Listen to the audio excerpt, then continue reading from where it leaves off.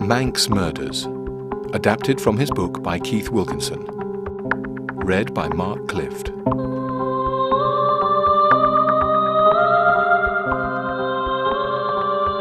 The Tragedy of the Killey Family.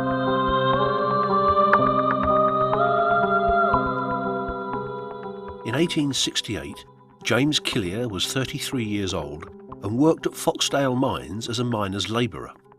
His wife's name was Esther, and the couple had 5 daughters. The oldest Selina, aged 7, then Emily, Anna Louisa, Elizabeth Esther, and the youngest Madeline, aged 3 months. The family lived fairly comfortably, and James was a loving husband and father. His brother-in-law, Archibald Shimmin, also lived with them, working as a labourer. In March 1868, James went for a drink one night after work and came home not entirely sober, according to his wife, who claimed he also said, "I have been speaking of people whom I ought not to have spoken of." Over the next few weeks he became increasingly depressed and withdrawn. On Wednesday the 1st of April he came home from work and said they should leave for America, and that he was about to lose his job at the mines. His wife discovered that this was untrue.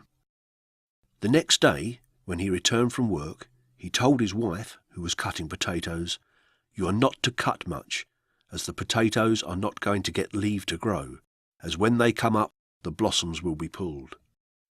He was also reported to have said, "My cows may be burnt in the cowhouse, my sheep will be killed on the mountains, and the house burned over our heads." He was very restless and hardly slept at all that night. On the Friday morning, he took 3 of his children to see the corpse of a little nephew who was to be buried later that day. When he returned home, his wife was worried about his behaviour and asked her brother to keep a close eye on him. He wandered into the garden and sat next to a well while his wife worked in the cottage. She was just taking the baby out of the cradle when she heard a cry of "Dada, Dada" from outside. She saw that 2 children were missing, and James held another girl over the well. He dropped her in before turning on his wife. After a brief struggle, he grabbed the baby and threw her in too. Esther ran off screaming for her brother as Emily walked into the yard. Her father threw her into the well too, before jumping in himself. Archibald Shimmin arrived after a few minutes and went down the well several times in the bucket, bringing up 4 of the girls. 2 were dead, the other 2 unhurt.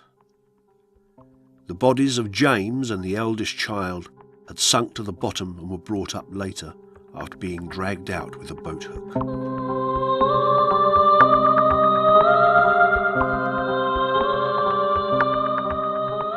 The inquest took place in the cottage at Dwlish Ard the following day, before the High Bailiff of Douglas, Samuel Harris, and a jury of 11 men. A report in the Manx Sun described the scene. "There sits a woman whose frame is convulsed with the agony of grief, while at a little distance from her are 2 fine little girls, one about 5, the other about 2 years of age. We turn into a room on the left, and there, stretched on the humble bed, covered with a white counterpane, which is rivalled in colour by the faces of the dead, are 4 bodies, a father and his 3 daughters. The father is a man of some 33 years, a handsome man. Beside him is his infant daughter Madeline. Next is the eldest daughter Selina, nearly 7 years of age. Last, Louisa, about 4 years of age.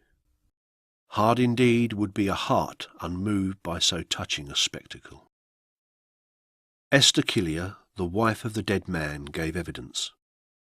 She related the terrible events of the previous day.